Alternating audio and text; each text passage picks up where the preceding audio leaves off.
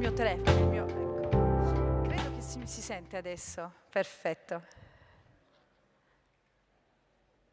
Allora, possiamo. Buonasera a tutti. Sono molto felice di accogliervi questo pomeriggio per questo Festival delle Voci Indipendenti, Voices. E oggi, come avete visto il titolo, rifletteremo sulla copertura mediatica della guerra a Gaza e su come, in diversi contesti, si sono sviluppate delle narrazioni su Gaza e in generale sulla Palestina che hanno influenzato la percezione che abbiamo di quella realtà e credo non solo, direi anche della realtà in senso assoluto a questo punto. E lo facciamo con degli ospiti che sono delle voci veramente preziose, perché provengono da contesti molto diversi, hanno storie personali, professionali molto diverse e quindi possono aiutarci a delineare un quadro estremamente complesso, facendo luce ognuno su aspetti specifici che poi speriamo, intrecciandosi tutti insieme, ci danno una visuale più ampia per comprendere che cosa sta succedendo in questi ultimi 2 anni e mezzo, ma anche da prima. Ci sono delle tendenze, dei modelli che erano già in campo e che negli ultimi anni sono esplosi in tutta la loro potenza e rilevanza. Allora vi presento subito i nostri ospiti. Eman Alhaj Ali è una giornalista, scrittrice, traduttrice e narratrice palestinese. È stata costretta a lasciare la striscia di Gaza nell'aprile del 2025. Quindi quasi un anno fa. Attualmente vive in Irlanda, dove frequenta un master. I suoi scritti sono stati pubblicati su diversi siti di informazioni locali e internazionali, tra cui Al Jazeera, The Nation, Al-Arabi al-Jadid, l'ho letta, The New Arab, Middle East Eye e molti altri. Ha contribuito anche alla stesura del libro di antologie e fa parte di We Are Not Numbers, che è un progetto di narrazione nato per dare voce particolarmente ai palestinesi. Grazie Eman di essere qua. Poi abbiamo qua online, ci dispiace tantissimo che non possa essere a Firenze, Meron Rapoport. Buonasera Meron. Buonasera. Che capisce benissimo l'italiano e parlerà in inglese. È un giornalista israeliano che per 30 anni ha lavorato per vari giornali, tra questi c'è Haaretz, che è uno dei più noti quotidiani israeliani, ma i suoi scritti sono usciti anche in pubblicazioni internazionali come Guardian, The Nation, Middle East Eye, eccetera. Dal 2018 invece fa parte di un sito di informazione indipendente israeliano-palestinese che si chiama più 972 Magazine, per la versione in inglese o in arabo, e Local Call per la versione ebraica, che fa un lavoro veramente importante di cui parleremo in modo più approfondito oggi, ed è anche tra i fondatori del progetto A Land for All, che è un movimento israeliano-palestinese che promuove una soluzione confederale al conflitto. Poi magari, se abbiamo tempo, riusciamo anche a parlare di questo. E last but not least, Yousef Habache, che è un giornalista franco-palestinese e rappresentante europeo del sindacato dei giornalisti palestinesi, e in questa veste ha lavorato con il Parlamento europeo e altre istituzioni europee per sensibilizzare e denunciare i crimini commessi contro i giornalisti e gli operatori dell'informazione, per chiedere che sia fatta giustizia e siano attribuite le responsabilità. Ha anche fondato una piattaforma chiamata Europe e Nu, il cui obiettivo è favorire la diffusione delle opinioni che contrastano con le narrazioni dominanti in Europa e in Medio Oriente. Allora, e grazie anche a Yousef di essere qua.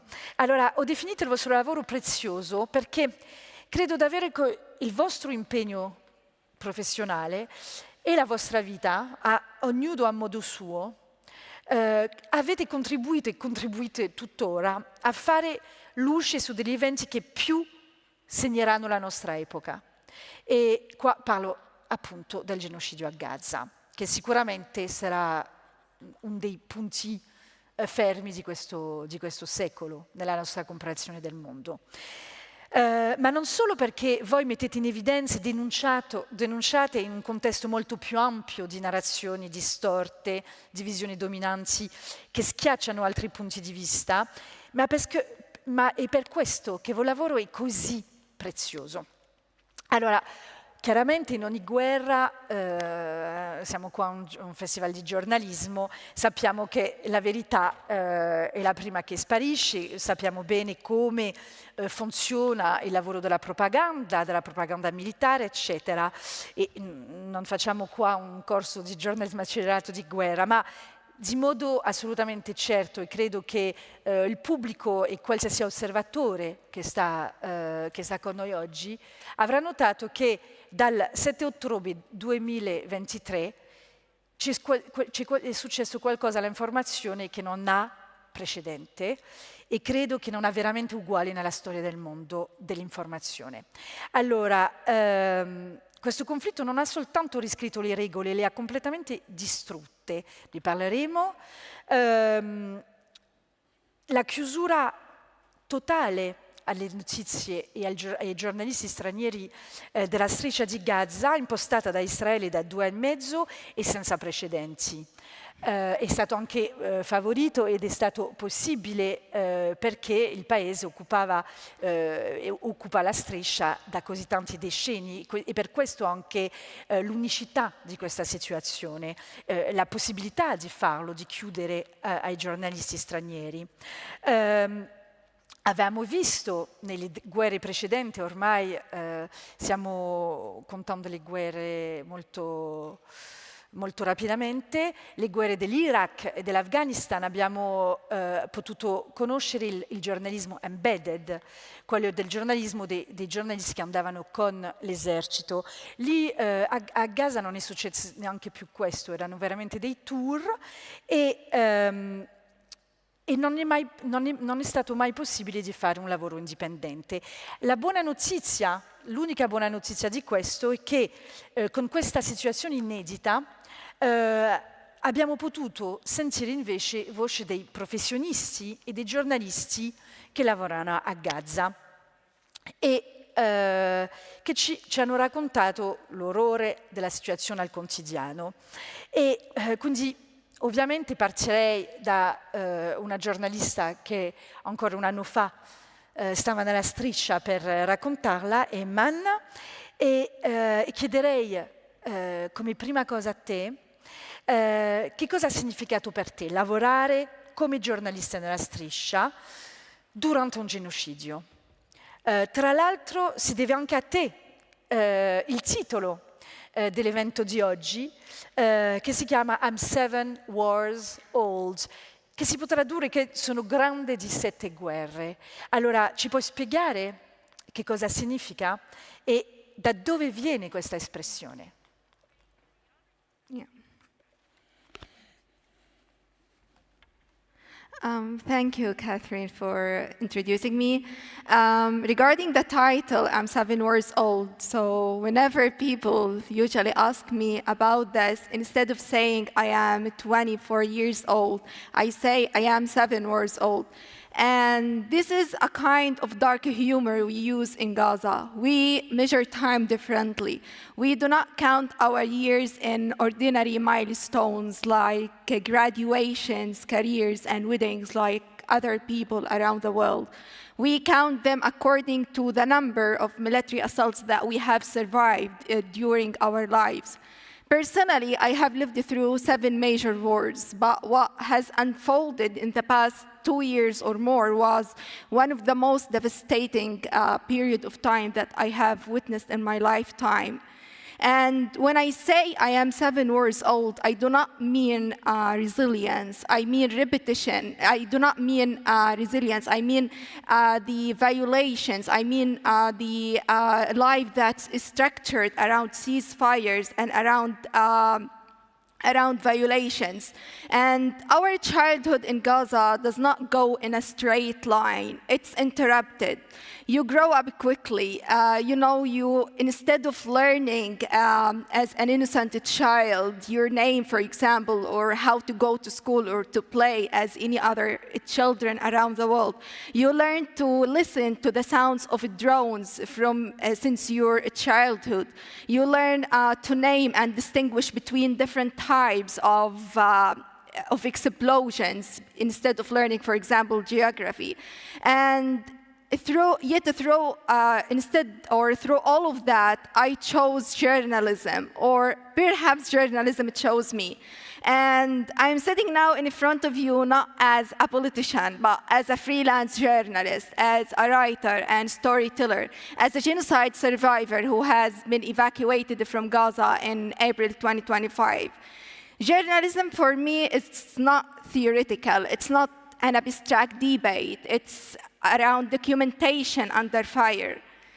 And since the beginning of the genocide in Gaza, around 261 Palestinian journalists and media workers have been killed. And under the international humanitarian law, journalists are civilians. They are protected. And according to the 97 article of additional protocol in the Geneva Conventions, journalists who are engaged in missions in armed conflict areas have to be considered civilians, and they have to be protected as such.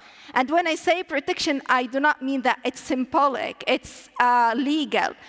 And during this genocide, many journalists have been killed. And this leaves us a message that it's not only about individuals who have been killed. It's not only about numbers. It's about memory. It's about preservation. It's about the public record.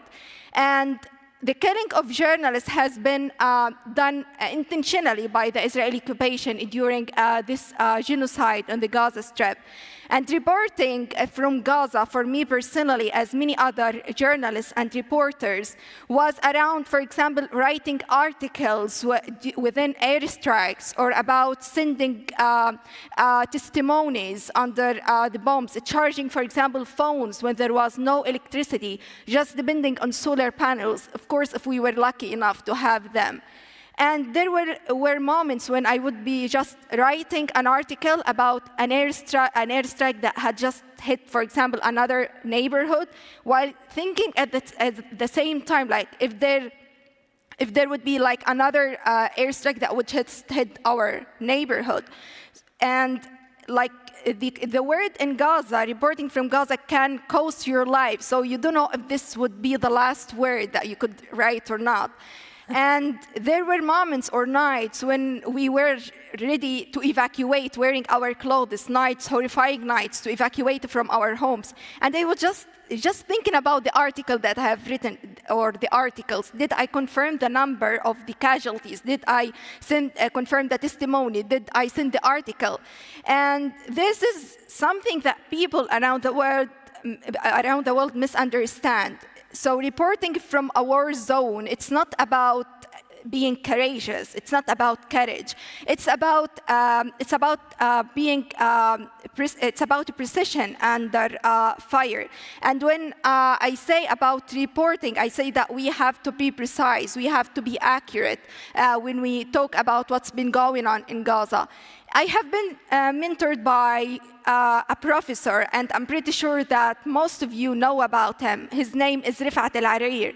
This professor was one of the voices in the Gaza Strip. He has always been believing in the power of words, in the power of writing. And he has always been telling us that storytelling is a kind of intellectual resistance, that you need to write, you keep to tell the whole world what's been going on in the Gaza Strip. And he was assassinated during the first months of the genocide. And his killing was not random. It was not, let's say, collateral damage. His killing was intentional. His killing was deliberate, because he was the voice of the Gaza Strip, because he believed in the power of storytelling and reporting. So reporting and storytelling was not just out of a choice, it was out of necessity and preservation. And many storytellers and writers have been killed, but stories continue, and as long as there are voices, there are storytellers, as long as the Palestinians will keep writing and telling the whole world what's been going on.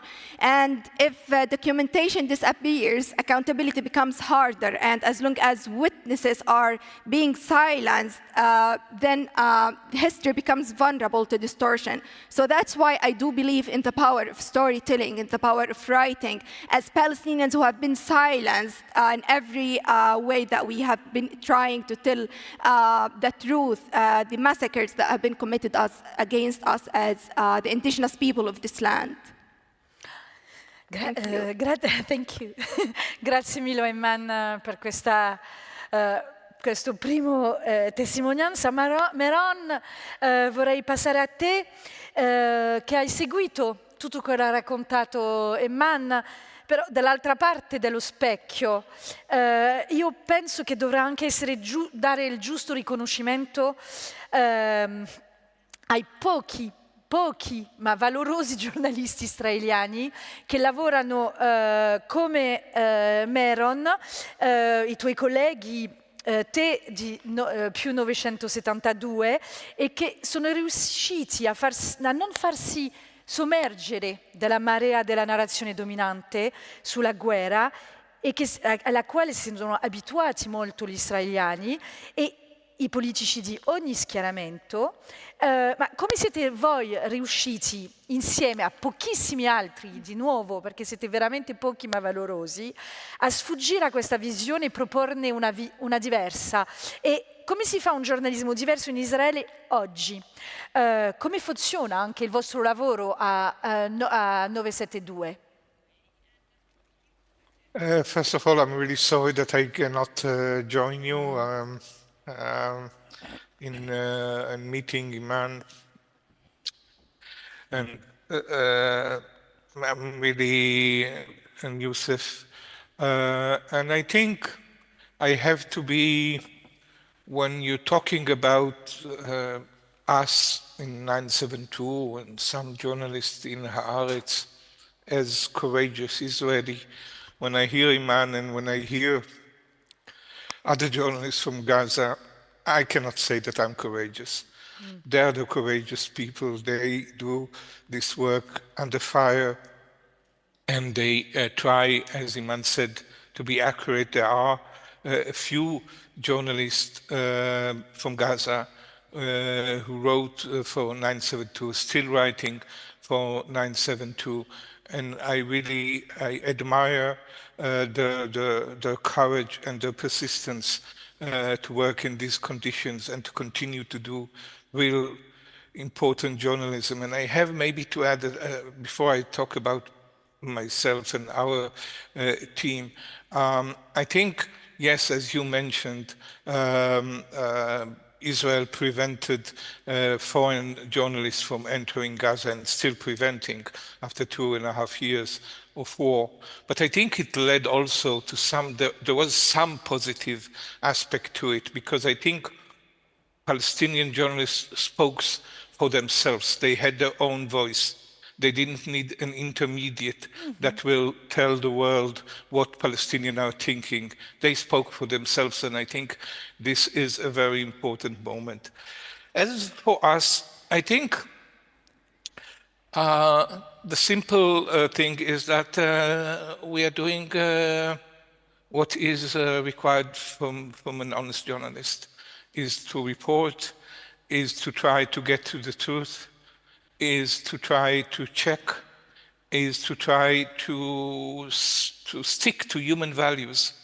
I think, unfortunately, most of Israeli journalism did not do this work in this war. They didn't report about many of the things that happened in Gaza. They didn't report about the suffering in Gaza, the killing in Gaza. the mass killing, the ethnic cleansing, the genocide. They didn't report about it. I think many of the journalists, unfortunately, and some of them are people I know personally because I used to work in more mainstream journalism, also encouraged this war. They incited for violence, and this is very, very unfortunate. And I think they betrayed the profession. For us, I think what we did as people that are committed to truth and to human values, and of course in our publication, we are political. We don't hide our political views. And 972 local call is against the occupation, is against repression, is against the colonization of Palestine. We say it very clearly. We are not ashamed of it. But at the same time, we do journalistic work. And I think what we try to do is to use our privilege as Israelis who have access, who can have access either to Israeli officials, Israeli soldiers, Israel officials, Israel officers in the army, to have this access that maybe other journalists, not only of course Palestinian, but also international journalists do not have. And we did it and used our privileges. And I think we did some important investigation that I think at least explained some of how we reach this mass killing, this genocide, this ethnic cleansing.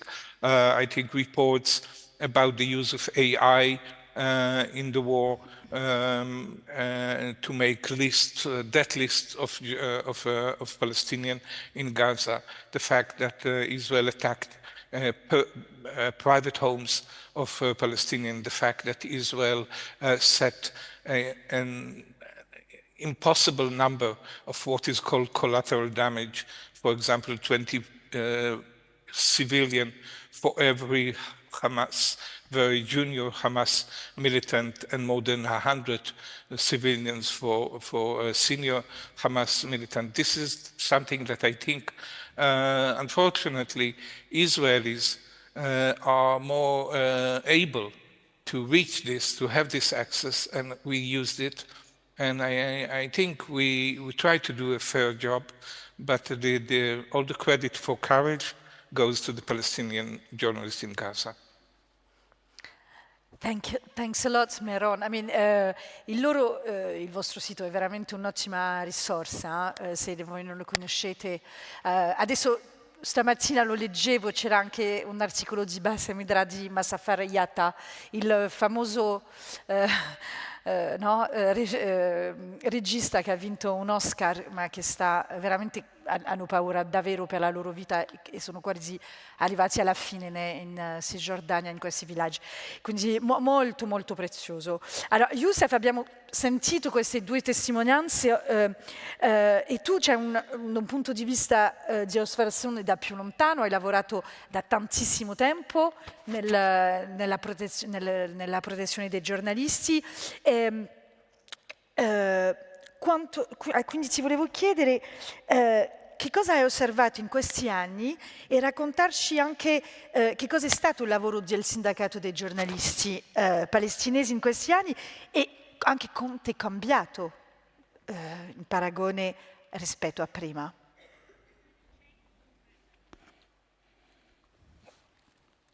First, thank you to be here in this very important festival space of discussion talking about media journalists. When I enter to the place, you could see on the right some words that it show you exactly where you are going or why you are here. Part of it, it's mentioning that it's not about the war, it's about the combatants of democracy, human rights, that the journalists are being killed, and mentioning Gaza, mentioning Ukraine, mentioning Yemen, Sudan, and many, many places. It's part of the discussion that we have it here in this festival. For us as a syndicate and the work that we are trying to do and the changes that happen, we established our European branch for the Palestinian Journalists Syndicate in May 2023. So it's around 4 months from before the genocide. And we didn't thought that the work will come like heavy in this situation. But in the same time, we were thinking that we need something in Europe. Why we need this? We need it because we need the act of Europe. We need the voice of Europe. We need the people of Europe. We need the government of Europe to act and to push after more than 75 years of Nakba of the Palestinian people. So we need to work with you. We need to work together. For what? It's for dignity. It's for the value that the European they have, that the value that the European they spread it in the world. About human rights, we celebrate the International Day of Human Rights together. We've been invited in the European Parliament. We were invited here and there. So this is the common things that we are working together. As journalists, as civil society, as institution, and as a human rights defenders, all this together. It came after 4 or 5 years, 7th of October, and the genocide. And from there, you could see the change that happened in the narrative against the Palestinian. All of you, you watch the media. All of you, you saw the articles. All of you, you saw the platforms that been happening. The first 2 months, 3 months, and then will come for the changes that happen after. But the propaganda, it starts more and more in this period. Not even so. If you were watching your kids, if some of you have this, if you were watching your kids looking on YouTube, in between that YouTube, in Europe, in Brussels, I have it with my children that they are living in Brussels, in between, you will have advertising talking about 7th of October and talking, for the kids I'm talking, in this media. So this is mean the structure of the propaganda, it's controlling. And this change will never happen if we don't work together on this field and to make that change. For us, we believe that what kind of work we did, we make a lot as a journalist or as the syndicate for our colleague in Palestine. But it's not enough. It's not only to send humanitarian aid to the people in Gaza that they are living under the tent. They are destroyed. They are moving from one place to another. It's not only to have money to send it and to make this job. No, it's a political decision to stop this genocide after 2.5 years. And even if we are talking about ceasefire now, it's not true. There is no ceasefire now. The ceasefire, it's not there because during the period that everybody talking about ceasefire, at least we have 10 journalists being attacked and targeted. And I'm talking targeted.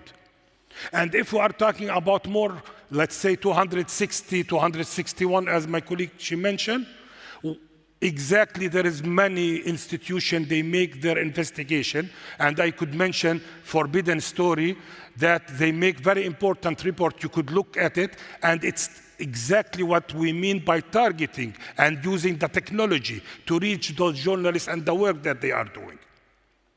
And after all that, when you go for a decision and you ask the European to take a position for stopping the agreement association with the Israelis government, they don't take the decision.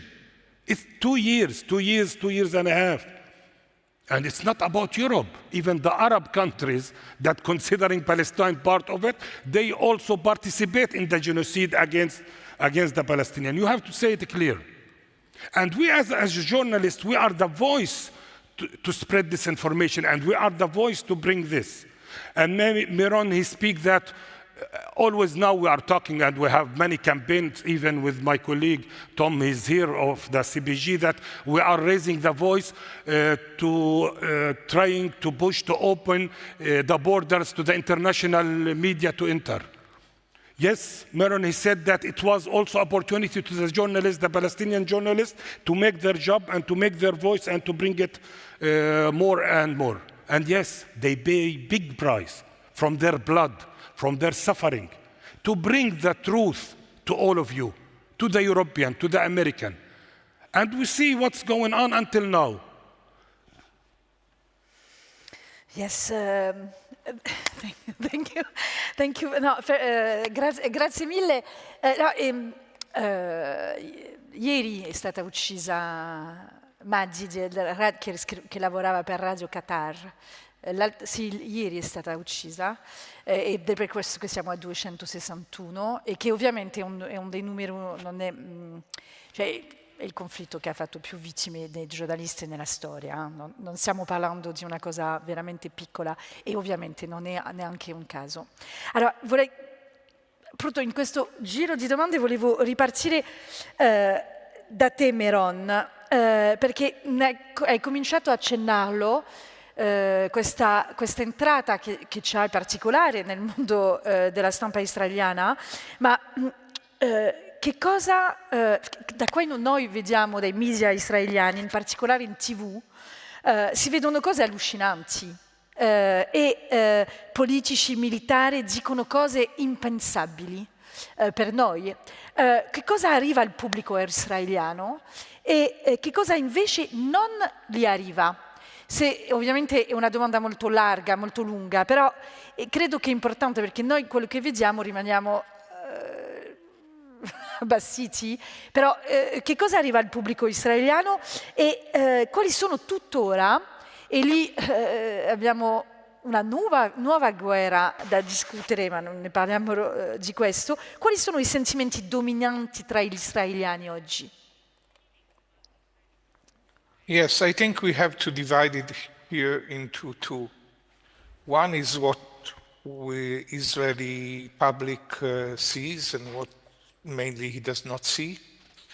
And the second is really this incitement. I think what happened, always, I'm not naive, and I know that people are, closer to their own people, and journalists are closer to their own people, and it's natural that journalists will care more about their own people. This is, in every place in the world.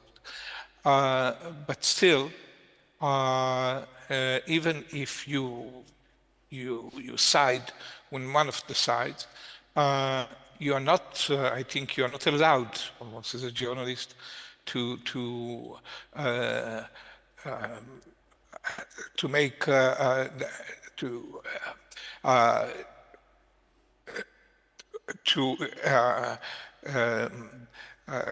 the people will not see, that you will not tell your spectators or your readers such huge part of reality.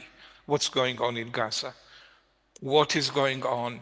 Where did the Israeli forces go? How many civilians did they kill? How many non-civilians did they kill? What happened? What are the Palestinians saying? I reached a point in this war that despite, of course, that my native language is Hebrew and I'm used to watch the Israeli channels, I turned to watch Al Jazeera or Al Arabi or channels in Arabic in order to get the information.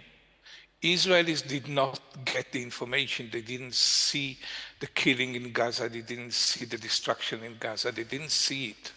They saw very, very glimpses of this reality. And even when they saw these glimpses of reality, often it was said, this is what the Palestinians are claiming as if it is not true. So I think this is a real betrayal of your profession. Second, and this is really a very, very sad thing that happened during this war, as you mentioned. We have heard really, commentators in the Israeli TV saying, for example, there's an overview of Gaza, and then the commentator in the studio would say, I don't understand why I still see building in these neighborhoods. I don't understand why I still build a high-rise building in Gaza. Why didn't we take all the high-rise building down? We should intensify. We should kill. There was a journalist in the first days of the war in the national broadcast system who said that he thinks 1 million Palestinians should be killed in order for the war to be over. So I think these are outrageous. There is also an effort by human rights organization in Israel to try and prosecute some of these media outlets who really incited for genocide. It's not working yet, but they filed a complaint in the court. And I think, but you have to understand here, you have a little bit to understand the background. Of course, Palestinians were never on the agenda of Israeli journalism, never. And Palestinian lives did not matter, almost never. But what happened on October 7, the Hamas attack, the massacre that Hamas did on October 7, made Israelis even more disregard Palestinian life. And according to the polls, a majority of Israeli Jews, say something like 60 or between 60 to 70%, agree to the saying that there are no innocent people in Gaza. This is really very widespread. I can understand where it's coming from, but I cannot accept it as a human being, as an Israeli, as a Jew. I cannot accept it. It's unthinkable. It's unacceptable. We should reject it.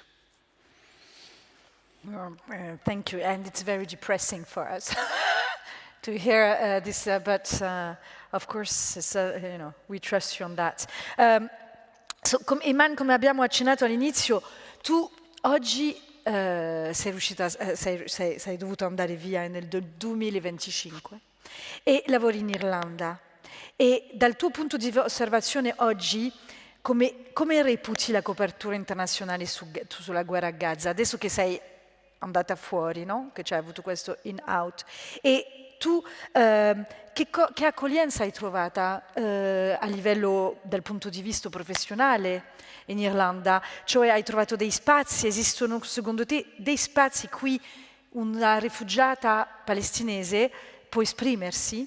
E come continui a seguire quello che avviene oggi nel tuo paese?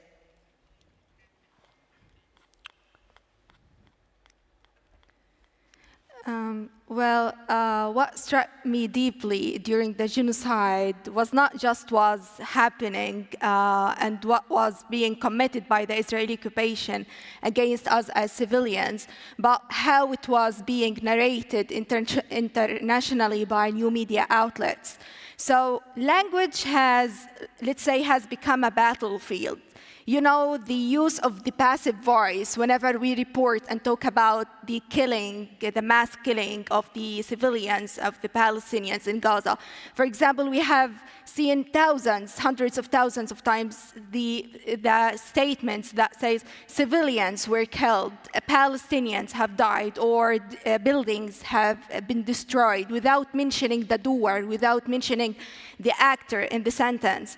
So the language without an actor removes accountability from the sentence, and we need to be conscious about that. So mentioning the doer in the sentence plays an important role to talk about who has committed this. Another thing is the frequent use of the word conflict during this genocide. What I wanted to say that under the international law, it distinguishes between different terms like siege, occupation, indiscriminate attacks or collateral damage, and forced displacement.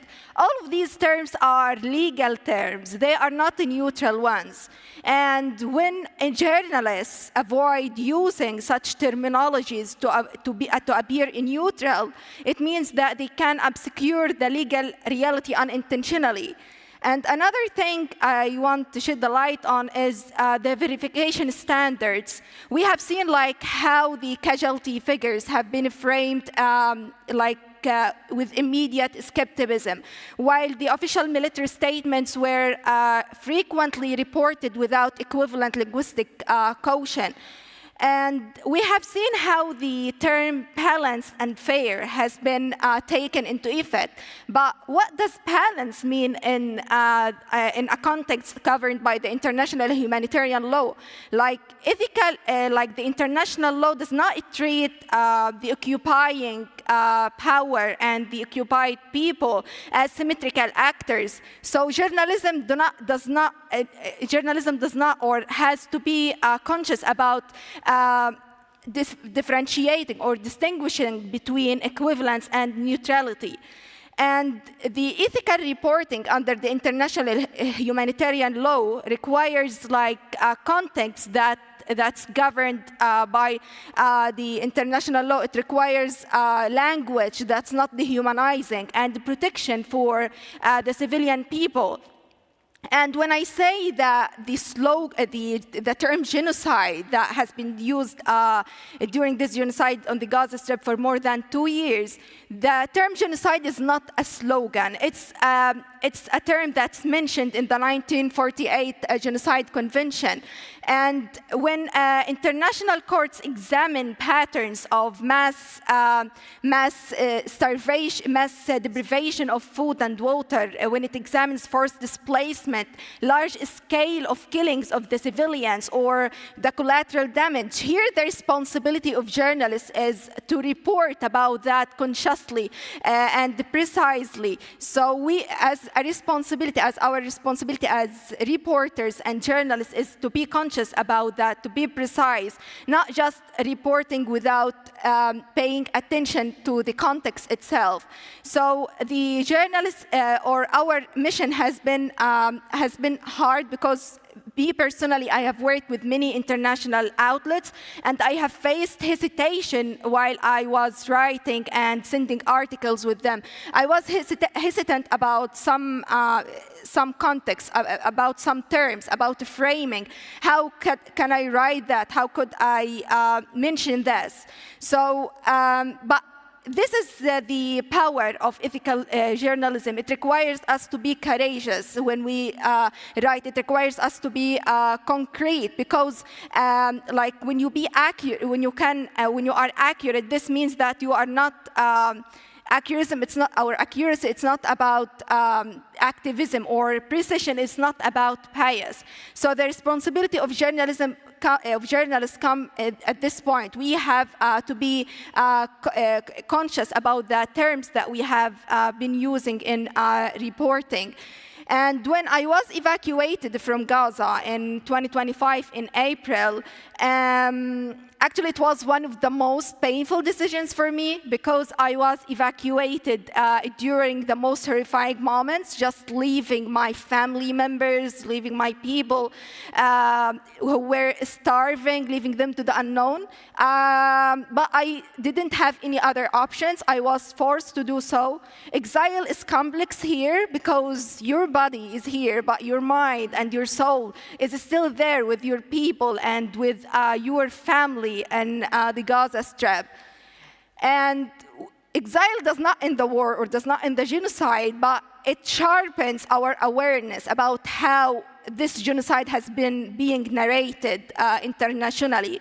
So living here, it means that I have I have more responsibility to report, because when you write inside the Gaza Strip, when you report inside the suffering, that means you want to write because you want to survive the moment. But outside Gaza, here in exile, you write for preservation, to preserve memory.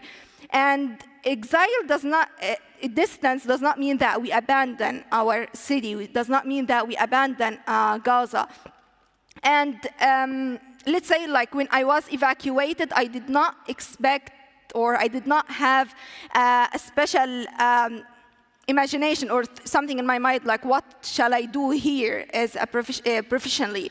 I came with uncertainty, like many other journalists and reporters who were forced to evacuate, with a question like, will I find a space for my voice here in internationally in these foreign countries? But what I found in Ireland was solidarity, was support. I found many people organizing marches, demonstrations. I have found international or cultural events where ordinary people were not indifferent about what's been going on, when Palestine is not just a headline, but it's just a shared human concern. So from a professional perspective, I have found spaces to talk, to write, to speak, or to participate in discussions like these discussions that we are in now. And I can say that the only fear for a journalist living in exile is not about danger, it's about silence, because silence means neutrality. And I can say that reporting here is more important, because we are here reporting about what's been going on in the Gaza Strip, the suffering of our people there in the Gaza Strip. And another thing that I want to talk about, the mass killing that has been reported there from the Gaza Strip. We have to report that accurately, and journalists have been facing some support here by the in other European countries. I have found many engagements from the civilian society, from students, from journalists who want to understand, to ask and respond. So what moved me the most here in exile, the conversations among people who were asking all the time, sincerely, they were asking, what can we do for you? How can we support you as Palestinians? Some people have shared their experiences with me, like their understanding has shifted about the rights under the international law, like who exercises power and who is occupied. So this is important. So exile does not mean that we abandon our country. From afar now, I still keep checking with my colleagues in the Gaza Strip, with the journalists, with my family, before I do anything else. Exile, yes, it changes geography, but it does not change our commitment toward our country. So wherever we go, we keep speaking, writing, and talking about Palestine. And this is the importance of storytelling and reporting, as you are a journalist and reporter living in exile here. Thank you. Yes, and we're very happy, and you're very happy. You are well treated in Ireland too. Yeah. Very, very happy about this. You deserve it too. Huh? Thank you. Yousef, ti ho tenuto per ultimo anche su questa domanda, perché c'hai il compito molto difficile di parlarci del modo in cui i mezzi di informazione europei e occidentali in generale hanno raccontato la guerra a Gaza e come stanno continuando a raccontarla oggi, anche se è sparita un attimo dalle notizie principali. Ci sono delle tendenze che possiamo individuare, esiste ancora un giornalismo che riesce a distaccarsi dalla narrazione mainstream? It's really a big question. Difficult. It's difficult.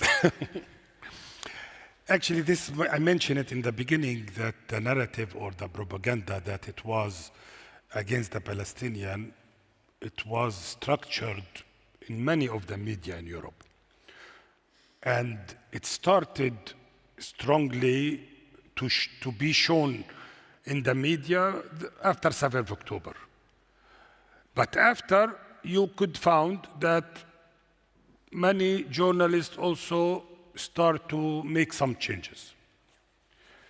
If we talk about the words that been used from the beginning of the genocide, for example, I work as journalist also in Paris. It's not only I am representing Palestinian, also I work as journalist, as French journalist. So when you see that you need to use the words between Israel and Hamas.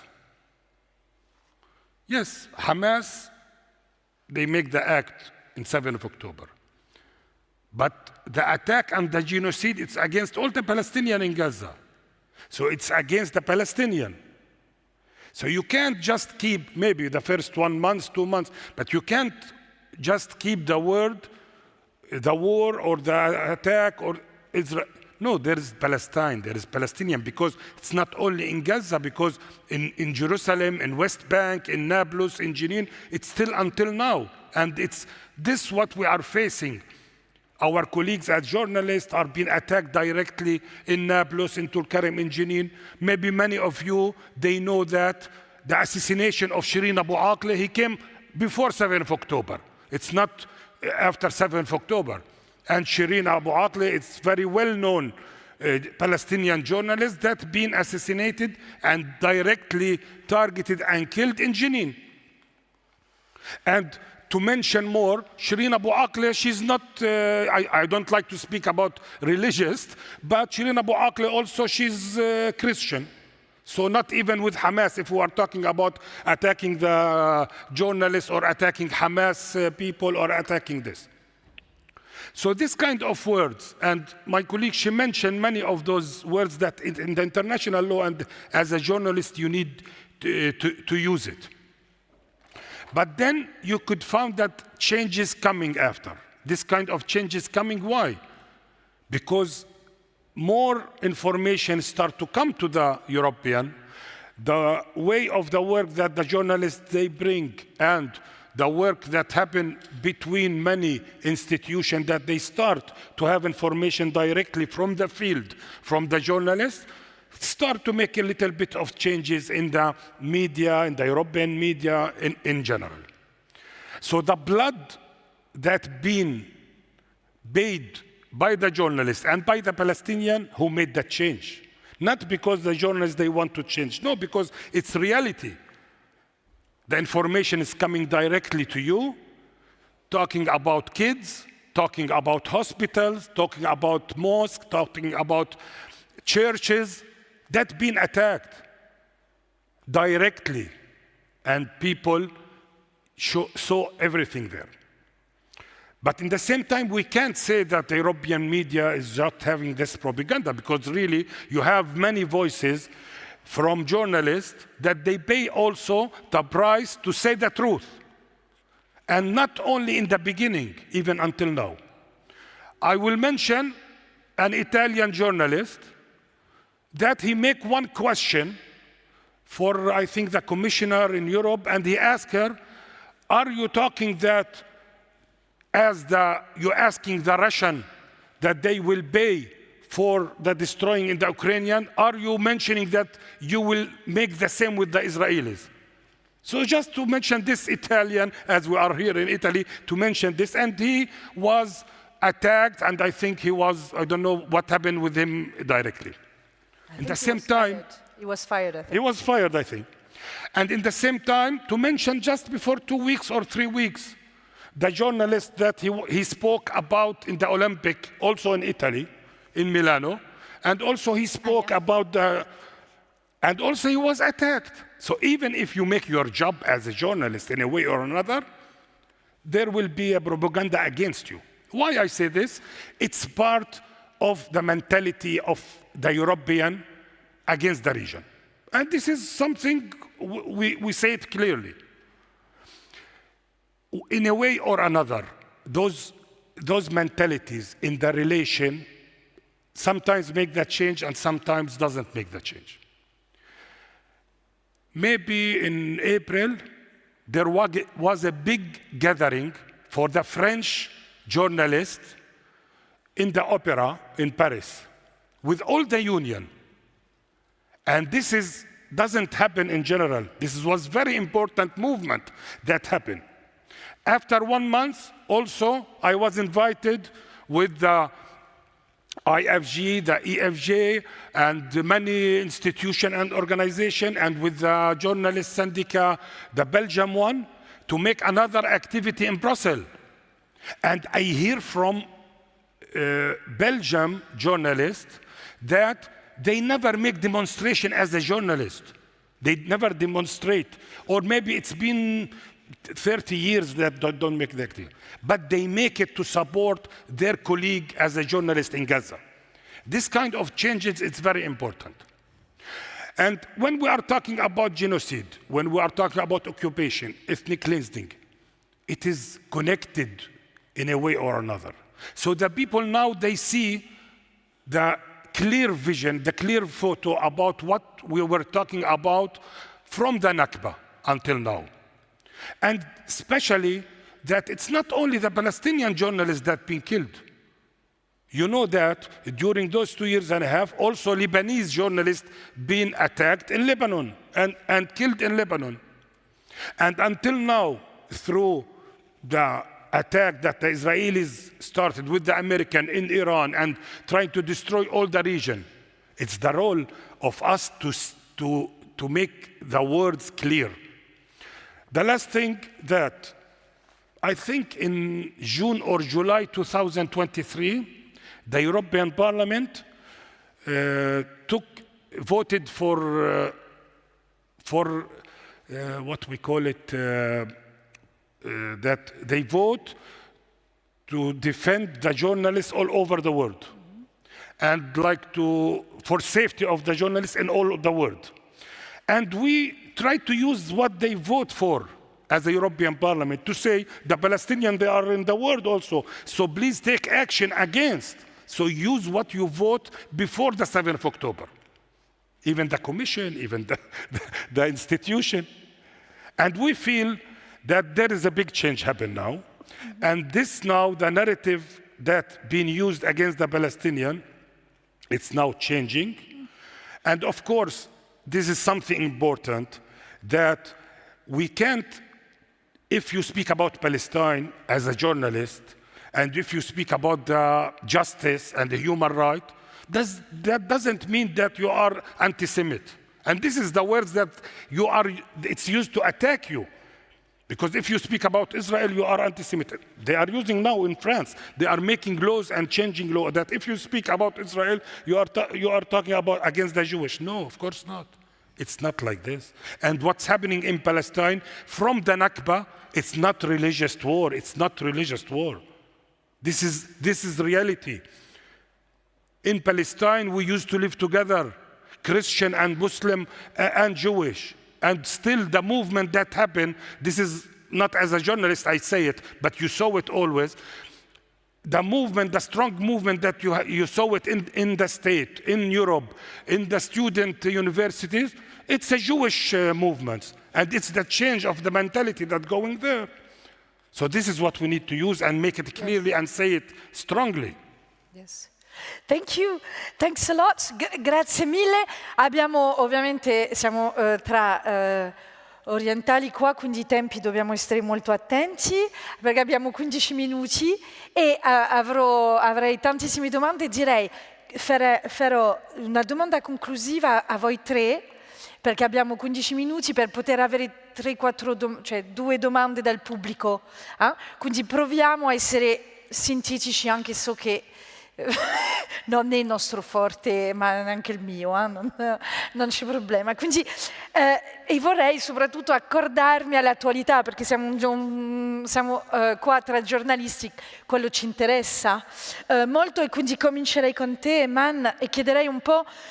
Abbiamo visto, con questo linguaggio orwelliano delle board of peace, no, che sembra più un board of war. Abbiamo visto adesso che da più giorni i bombardamenti hanno ripreso come se non ci fosse mai stato un cessate il fuoco a Gaza. Allora, tu, a parte, al di là dei bisogni umanitari, al di là di quello che sappiamo, tu che cosa mi puoi dire, che cosa vogliono i palestinesi, quali sono le loro esigenze a Gaza oggi? E questo in 5 minuti. Well, now, when people ask about the most people, when they ask about the future of the Gazan people, the Palestinians in Gaza. But what I think, and what you already said, that we really need to focus on the present and what do Palestinians need in the current time, the Gaza Strip. And I do believe that every Palestinian in the Gaza Strip now require the most basic thing. They need safety, dignity, and they need to live without constant fear. They need the end of the violations. They want their children to sleep peacefully like any other children around the world. They want to live in homes in which they can feel safe, and they want schools to teach and learn. They want hospitals for their patients to be treated, hospitals that have all the basic necessities. And beyond survival, Palestinians in the Gaza Strip want a very simple thing and a very important thing, which is to live with rights. These rights that are under the international humanitarian law, the basic rights that any human being exercises under the international law, like the freedom of movement, the ability to rebuild, the chance to think about a future without just responding to crisis all the time. And this is what Palestinians want, like to live in dignity, to live in dignity like any other human being around the world. And when I talk about the present, it's hard for me to talk for prospects. It's hard for me to talk in political, concrete terms.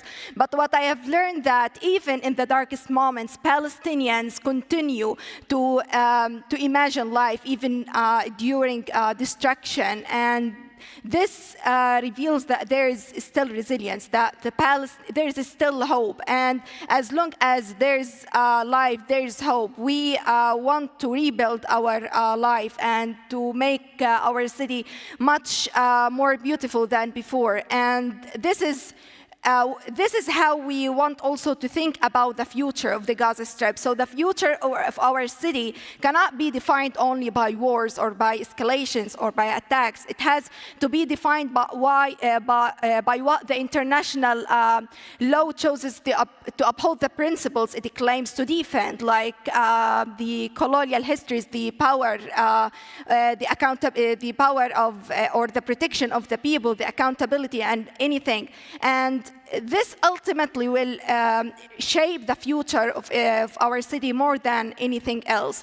So hope is tiny, yeah, but we find hope in everything, in our children, in our mothers who keep telling stories to their children during the horrifying moments, in our teachers who still teach their students in tents that lack the basic things for teaching, in our journalists who are still reporting, writing, despite the threats that they have been facing during the genocide, in our doctors who still keep treating their patients during these horrifying moments. Because of this, we are still hopeful, and this is how we think about the present and about the future of our city. Thank you. Thank you. Thank you, Eman. Abbiamo parlato adesso ovviamente di Gaza e a te, Yousef, vorrei chiedere un po' di più su quello che sta succedendo sempre in questi giorni mentre si bombarda l'Iran in Cisgiordania, perché la Cisgiordania a questo momento è totalmente chiusa, no, è assolutamente, cioè, tipo, e gli attacchi dei coloni sono molto forti, molto violenti. Negli ultimi 3 giorni ci sono stati 4 persone assassinate con pallottole in testa da colonne davanti a casa. Quindi volevo sapere un po' anche a livello giornalistico che cosa sta succedendo in Cisgiordania mentre tutti gli sguardi sono su Teheran. It doesn't stop any attack in West Bank during also the genocide in Gaza, because during the genocide of Gaza also there was many attack in West Bank, as you saw. In Jenin there was in Tulkarem, in Qalqilia against the refugee camps, and the Israelis soldiers each night they are coming in the cities, what it's called Area A in the Oslo Agreement. So it's occupied. It's not space that open for the Palestinian or in general. But more and more, as the decision of the government, the Israeli government, to armed the settlers, and especially in the last days, it's also make it worse and worse that the settlers, they are attacking the Palestinian directly through the streets that it's between sharing streets, what it's during the Oslo Agreement, that you are attacked if you want to move from Ramallah to Bethlehem or you want to go to Nablus between the cities. It's not only that. Even on the policies that been taken in the last period, also many institution and journalist organization, I'm talking about journalists now, and civil society attack in general, it's been forbidden to work in Jerusalem, for example. This is part of the decision that it's happened. Also, many of civil society organizations been attacked directly by Israelis, and they came to their offices in Ramallah and they close it and they make stories about it, and there was journalists coming with them, with the soldiers, and make photo and to make the story about this. In the same time, all the situation in general between the cities, inside the cities, never stop. And what we are afraid that after this genocide and the complicity and the impunity that happened, they will move to the West Bank to push the Palestinian even to leave, because this is what they want to do from the Palestinian in Gaza from the past 2.5 years. But also maybe it will be easier for them also to do this and to push the Palestinian through the attacks, the way of how they are structuring the West Bank in general, to push the Palestinian to go to Jordan and to throw them outside. And this is part of what's going on. In general, as you see, it's been more than, let's say, with the attack of Iran or before a little bit, nobody's talking about reality, what's going on in Gaza. Nobody speak about what's going in West Bank, in Jerusalem. And now it's worse and worse. Nobody's covering what's going on in Palestine. And nobody's speaking about what's going on in Palestine. And for this, we always say we need to not stop talking about Palestine. We need to keep the voice talking about humanity, human rights, dignity for the people, the Palestinian people, as we saw how it's targeted, and we are talking about many structured. The last thing, just to mention that also we raised the voice of a new word, it's the mediacide when we talk about genocide. So also we talk about mediacide. Why? Because the structure of attacking the media in Gaza, it was clear about the institution, 150 institution beats totally destroyed. We are talking about 260 journalists. We are talking about arresting. We are talking about injuring. So it's structured as mediacide also. Sì, grazie mille, ed è vero che la Cisgiordania anche,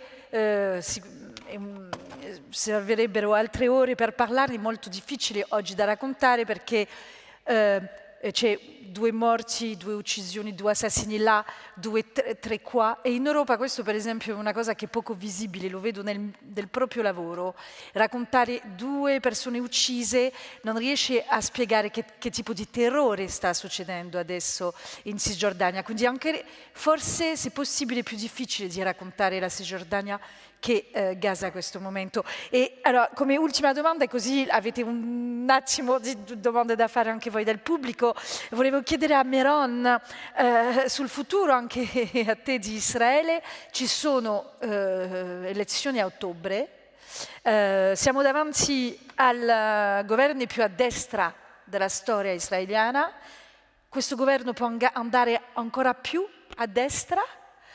E quanto ti ho presentato all'inizio, ho detto che eri anche tra i fondatori di Land for All. Se riesci a fare il miracolo di raccontare in 2 parole che cos'è questa piattaforma, questa idea, sì. Tantissime domande anche per te, Meron, mi dispiace. I want to relate to what Eman said about the resilience of people in Gaza. A few days ago, I had a Zoom talk with a Palestinian economist who fled Gaza in the beginning of the war. Now he lives in the US, and he is more or less involved in a Land for All in the US now. And I asked him about his involvement there. And he told me, listen, before the war, I was not involved in politics, but I don't want that other people will experience what I experienced, that I buried with my own hands my wife and 2 of my children. And therefore, I'm now involved in politics in Land for All. I was speechless. I didn't know what to say comparing to this experience, but I see here a real resilience, and I want to continue and live and have dignity and have freedom. Our initiative, Land for All, speaks about we are for the basic idea is to have equal rights for Israeli and Palestinian, Jews and Palestinian, between the river and the sea, equal national, collective and personal rights. We are talking about 2 independent states, Israel and Palestine, on the 67 border, end of occupation, end of colonization, but in some kind of confederation, maybe not far away from the European Union, with freedom of movement and freedom of residence for everyone. Israel, Palestinian, including refugees, could live eventually also in what is now Israel. Israelis could live also in Palestine. Jerusalem will be a shared city. We think that the idea of separation that was the leading idea from Oslo onwards, from the Oslo Agreement in '93 onwards, is very hard or almost impossible to implement, and also is a bad idea. We think that instead of separation, we have to replace it with a paradigm of equality and sharing. It worked in Europe, it worked in Northern Ireland, it worked in other places. There's no reason why it cannot work in Israel, Palestine, and we can live in equal, but we have to give up. Israelis, and this is our task, Israelis have to give up their privileges, they have to give up their occupation, they have to give up the superiority, the rights that they have that the Palestinians do not have. I'm maybe without a real reason, I'm optimistic. I think, yes, Israel is going to the right. I'm not sure that the right will win in the next election. I think Netanyahu may lose. But I think, yes, Israel are going to the right. And Israelis support vastly the war in Iran as if there was no other alternative. But I think that at the same time, Israelis are tired. They understand that the road that Netanyahu, and not only Netanyahu, led us goes nowhere. We are in a deadlock. We don't have a future.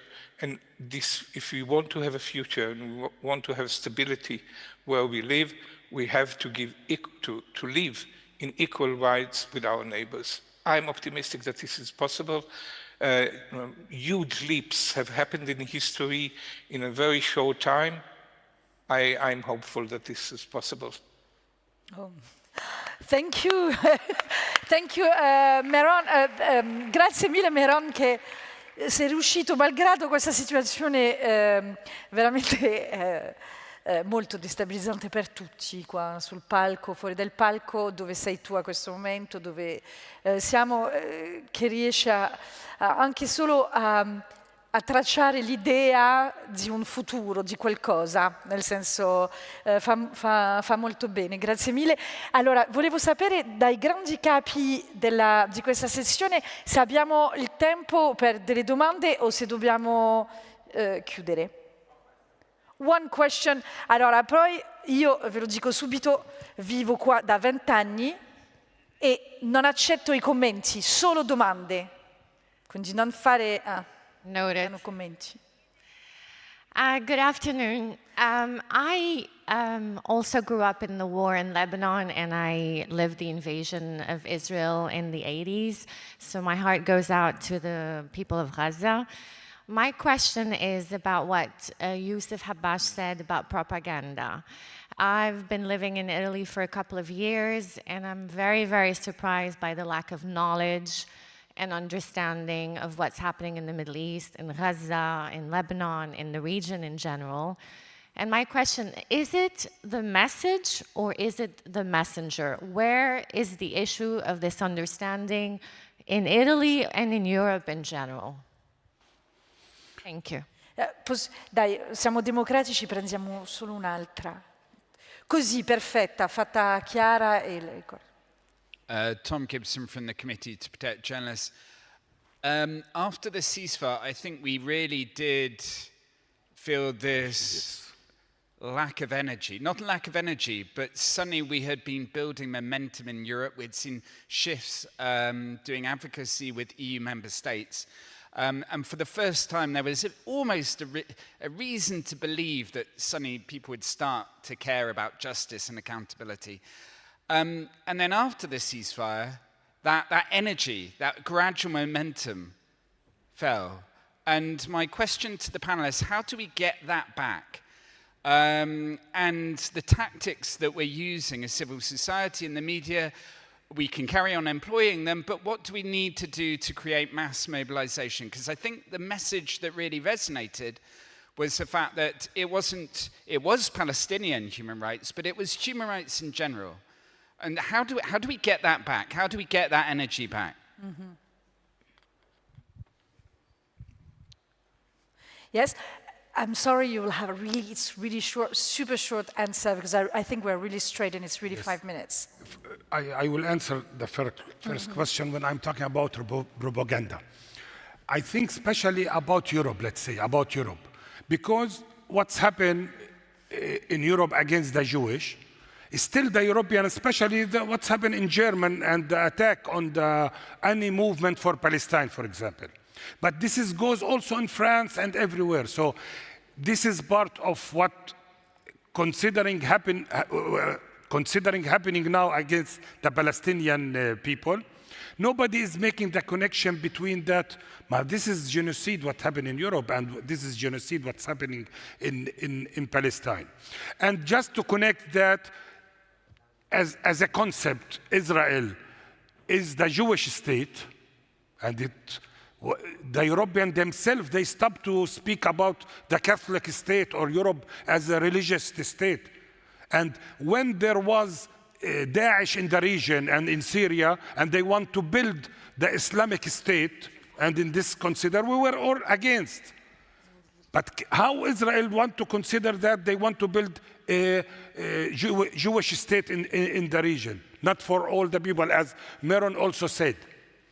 And for this I say, it's not only who make the story, it's about the colonization mentality that Europe, they lived through what they act in Africa, in Asia, in everything. So what we need to change, and this happened now in the youth, the European youth, they are moving, they are thinking, they are doing activity, they are making action. For Tom, also in the same field of answering, it's about how we need to use Palestine as defending a human right in the world. Because when you are talking about killing more than 75 100,000 Palestinians in front of all the world for 2 years and a half, and even there is movement in the streets, but the state, the election, who elect those people are European, and the European, they are making support for Palestine. But why they don't take any action to stop the genocide from the beginning? And they could. They could. Why always when... Stop. You need to stop. I stop.